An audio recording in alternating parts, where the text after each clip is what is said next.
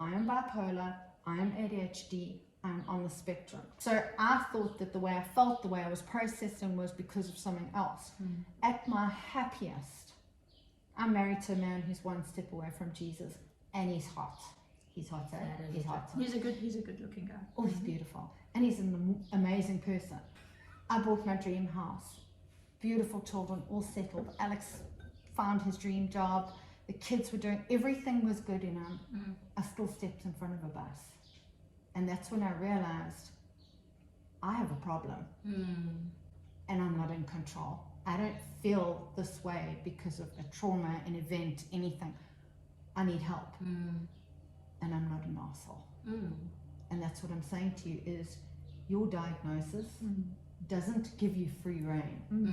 There is still consequence, there's still responsibility, because in society there is always a responsibility, there's always a consequence. And that is one of the things that we as neurodivergent parents do is we overcompensate. And we're afraid all the time.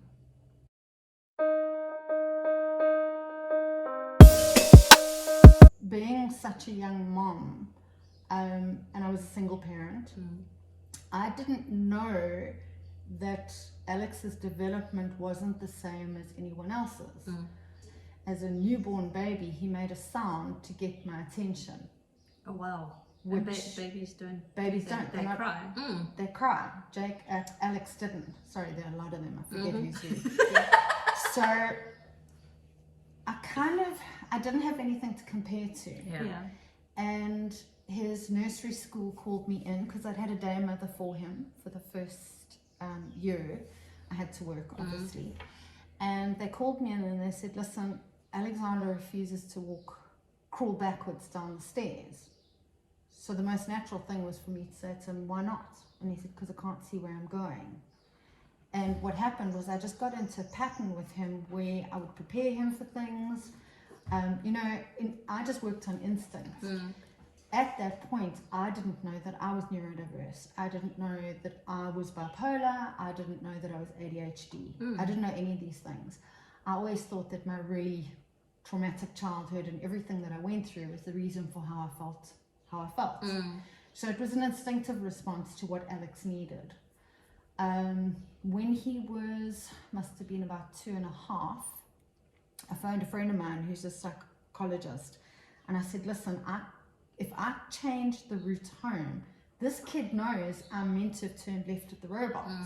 He's not even 3, like, is that normal? Anyway, so I took him to see her, and his drawings were just so detailed. And she sent him to the kitchen to get a sandwich, and can you remember, I don't know if you're old enough, but we used to get the 64 Crayola. Yes. All I wanted was one of those as a kid. Anyway, she had him drawing, and when he went to the kitchen, she moved just one crayon, just one. And he came back, and he put them back the way they were supposed to. And he said to Alison, why did you do that? Like, why are you moving? And I was like, yeah. And I was like, okay. And she said to me, he doesn't like surprises, he doesn't like this. And she said he's too young to get diagnosed. So at 6, took him to the OT. Then I was referred to a psychiatrist, Professor Lasich. He was the head of medicine at University KwaZulu-Natal. And it was quite a process, and my mom had died already, so I really was on my own. And I just, as a mom, you've got a gut instinct that your kid's wired differently. Just we'd go to birthday parties. I had no one's ching chong chong with at that stage, and they would sing happy birthday, and he would either rock with his ears closed or he'd run away. All the kids would be playing, he'd go do his own thing, and the kids would all follow him.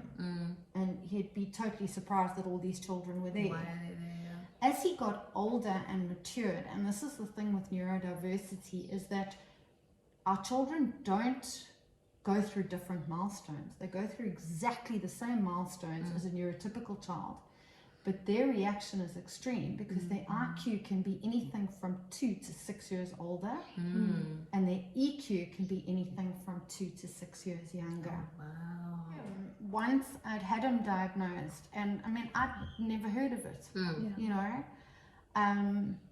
I got him into, and we call them inclusive schools now. Once I got him into the autistic unit at a school, they not only coached him with speech therapy, occupational therapy, he had play therapy, but they helped me understand him. When he was 8, we went through another diagnostic process because their cognizance at 6 is very different at 8. Their maturity changes, as neurotypical children do as well. And as he was being diagnosed, alarm bells were just going off from my head. Like, I was like, I recognize it, I recognize that. This is me. Yeah. Look, not as extreme. Yeah. Anyway, fast forward, I had Jacob when I was 35, and look, it was a long road with Alex. Alex is gay, and he came out at 15, and I just said, set the table. And he said, I'm telling you I'm gay. I was like, that's lovely. So glad you caught up. And we just welcome. Yeah. Welcome everyone. So so he had a few things to conquer, and as he got older, he learned coping mechanisms. He learned tools. If you met him now, he's the most beautiful, gorgeous, funny, mature, incredible person. But it took a long time to get there. And I asked him the other day, I said, when do you think you kind of caught up? And he said, Mum, 24, 25. Oh, wow. You know, but his EQ actually is so mature now that I'll phone him and go, oh, I'm having this problem. And he'll talk it through with me. And I'll think, wax on, wax off. The student has become the master. Yeah. So they do catch up. Yeah. Now with Jacob, he had his first night terror at about 18. And I noticed how tactile he was. Alex is very, very tactile still. He designed a whole range of clothing without labels. I spent my entire life cutting labels out of clothing for that kid. And he spent his life kind of running away from his own clothes. Yeah. And I noticed with Jacob, there were certain fabrics I couldn't put on him. There were certain situations he just didn't cope with. And as I say, it's that gut feeling. And I remember a night terror that he had that was really bad. And I remember turning to my husband and saying, I've got another one. And sobbing. Because if your kid falls and they cut their knee, you could put that on a plaster. You can't make this better. You can't make it better. You've got to learn to live with it. You've got to teach them that they're actually awesome. They just see, they see the world differently. Yeah. Now, Jacob's sense of confidence is incredible. And I think it's because he's being raised in a totally different home. You know, I was a single parent with Alex. I survived. You know, there were some months we didn't have food. It was a different scenario. And Jacob actually, I can't remember how old he was. He looked at me and he said, my brain works differently. Once you have a diagnosis, you know what you're dealing with. You don't always know how. But at least you have some form of plan, and some you're form aware. of awareness. That's the thing. So with Harry, we were in survival mode. We were spinning. We did not understand, and I was convinced that he was on the spectrum or neuroatypical because of the way he was stimming and stuff like that. And everybody said, no, it's just an age thing. He'll grow out of it. Blah blah blah. And then he was too. And then he was diagnosed with fetal alcohol, and they said he's possibly on the spectrum as well. So it's like, okay. But then after the official diagnosis, but he was very young, he must have been about 2.5 of fetal alcohol. No, fetal alcohol. Yeah, well that you can identify. No, they said the spectrum will have to wait till he's about 6 to properly peg it. And that was both a relief and probably the most traumatic experience I've ever had. Harry just goes with how he's feeling, and he's very present. Yeah. I've never met anybody so present. That is what I love about him. What Harry reminds me of is the stuff that I struggle most about, is the being present thing. I struggle with it because I'm a planner. I like to be organized. It's called a control freak. I am. That's neurodiverse children, because their neural pathways are wired that they don't process things like we do. We have a friend who he works sort of offshore, and he lives in very close contact with people. And when he comes home, he just wants to be around people, and he's one of the kindest, most amazing people I know. Okay, and Robbie's just got energy, and when he talks to you, he comes quite close. Like Catherine Janeway. Okay, let's pretend I know who she is. Anyway, so Rob was at our house with his beautiful girlfriend Jenny, and Jenny incidentally gets Jacob 100%, so they'll be chatting and what have you. And Rob came over and he said, Jake, why don't you talk to me? And Jacob looked at him and said, it's not that I don't like you, it's that I can't cope with you. Turned around and walked out. Now that is the difference between a neurodiverse child, and when I say neurodiverse, I'm talking particularly about my boys. What I've seen is that they don't have an inbuilt social awareness or social reciprocity. I will meet someone, well, I used to be, let's be honest, I couldn't give a fuck now. But I will we meet blame someone. COVID. No, it's just life. Listen, I can blame my weight on COVID. That's flying at the moment. But so the difference is we will go to a restaurant. My daughter will know how to behave appropriately. Be polite. And She'll greet people. I mean, Hannah's got the most beautiful manners ever. I'm often shocked because I'm like, where'd you learn that? Must be a father. And Jacob just won't. Jacob thinks COVID is a personal gift from God to him because he can wear a mask. I used to have to buy zip-up hoodies. He doesn't have to leave the house and no one can touch him. He thinks this is marvelous, and he's really grateful none of us died because we all got COVID.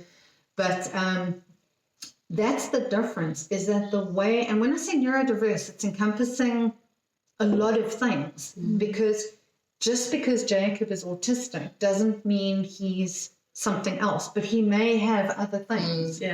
Alexander as well, and myself. I was only diagnosed 44. Wow. And so many things. And you spoke about having almost like a relief, but a devastation. Yes. I was so relieved when my boys were diagnosed because there was a name for it. I wasn't a bad parent. Exactly. That's it, because you feel so guilty and nothing you do seems to work. And then when there's a name, you go, oh, thank fuck.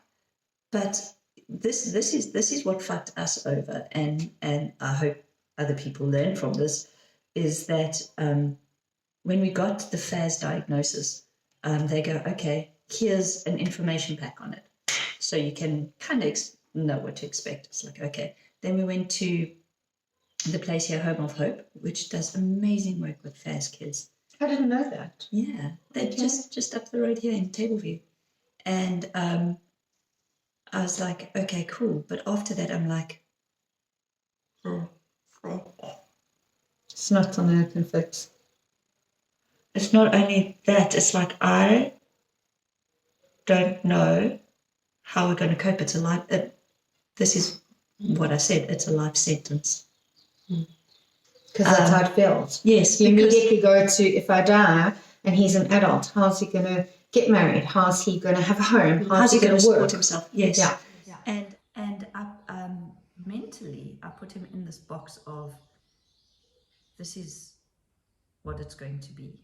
Because they say, for example, like FAS kids they get older, but mentally they get stuck at 9 or they get stuck at 12, and then there'll be a 24-year-old who's 12 years old. Yeah, and they'll never, even IQ, just the age goes. So, but they go through the hormones, they just don't understand anything. I was like, fucking hell. So when Harry, all the meds, early intervention, thank fuck for Risperdal, all of those things that just aid and help and lift him up a little bit to help him be the best version of him, and then I realized I've put him in a box. So the label helped me by giving me relief, but it also hindered me because I put him in a box saying this is now what defines him. Instead of letting him, because everything he's exceeded my expectations. Everything. I mean, but you just said something so telling, because you said the label that I gave him. He didn't have a label. He had a diagnosis. You labeled him.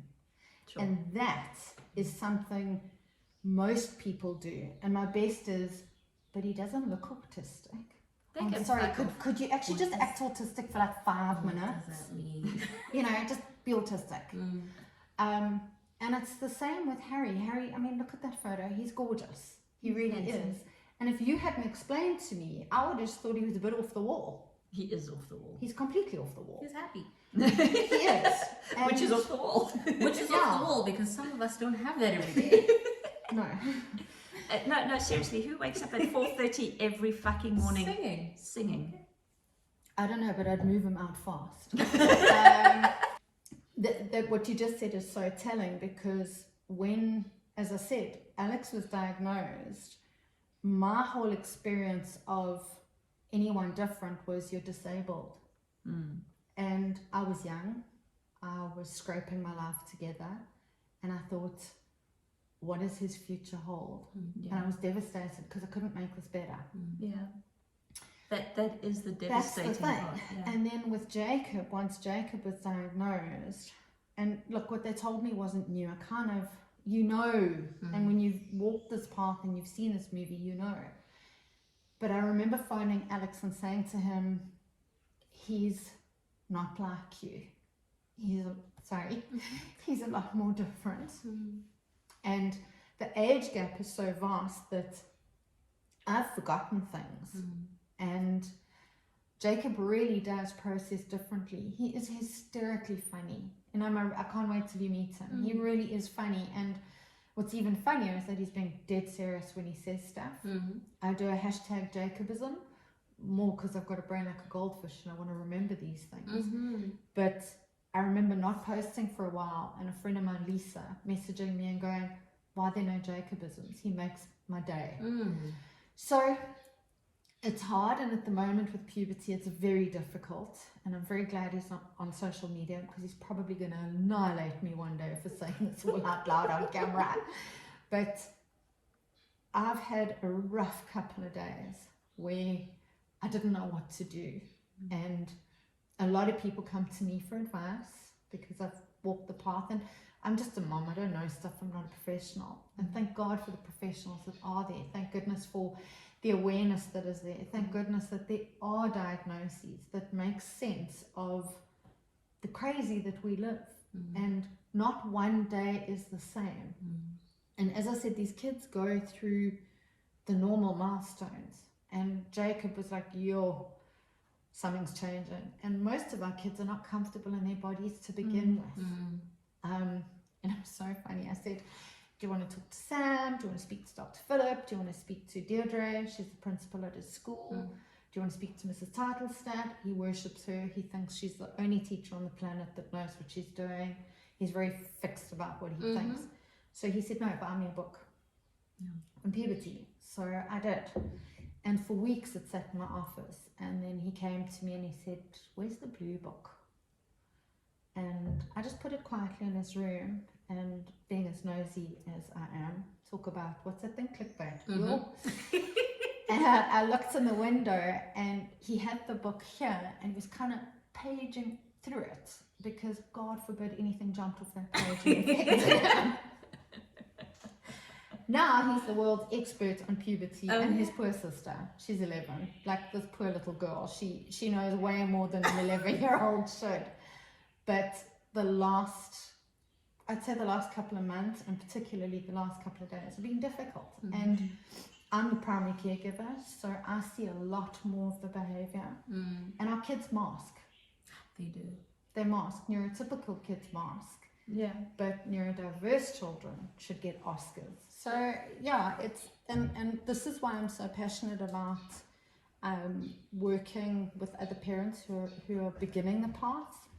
I made friends with another couple. I used to see them every day at the same coffee shop. And I could see this chick was falling apart at the seams, and she had baby blues, and I just knew it was going south. I mean, her husband didn't know me from a bar of soap, and I went up to him and I said, please get her help. Otherwise, you're going to be a widower. Anyway, so she got help. They phoned me. They said, thank you. And then they came over, and when you know what you're looking for, it's obvious. And their little girl is autistic, and she's sort of on this end of the spectrum, if there was an end. And I said, she needs help. She's in the wrong school. And they started the process. And I just got more and more passionate about awareness. And I got this tattoo. I don't know if you can see it on the camera. You should be able to just twist your arm the Oh, other way. there we are. Sorry, now I'm contortionist. Just, And it started a lot of conversations because it's the autism puzzle. And then the principal at Jacob's school said, look, I want you involved. I want to start an autism group. And that has just grown exponentially. We now have a WhatsApp group, and mums and dads are talking to each other and saying, this is happening. What did you do? Because I don't have all the answers. Neither do the professionals, by the way, because they don't live with it. And that's why it's a puzzle, is because, yes, you're a different shaped puzzle piece. And can I say what my page is, or is it like? No, Okay. do it. We'll even wiki wow put links there for it. Anyway, so it's called. I promise she's a friend. So it's Hexagons in a World Full of Circles. Oh, nice. And Jacob actually came up with the name because we had a session, and she was talking about how circles this and a square, and he said to the psychiatrist, I am not a square or a circle, I am a hexagon. That's what he identifies. And so that's how the name came up. And the puzzle is because there are so many pieces. In the autism puzzle, it's like it's a different shape. But for me, neurodiversity is so many different pieces that make up the puzzle of who your kid is. Yeah. And that's why I'm so passionate, is because there is just, every child is so different.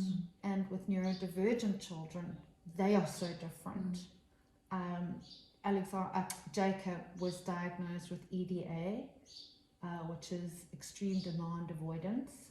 I just thought he was being full of shit, because these kids are super clever. I mean, I could be ideated. That's what I thought, but it's an actual diagnosis.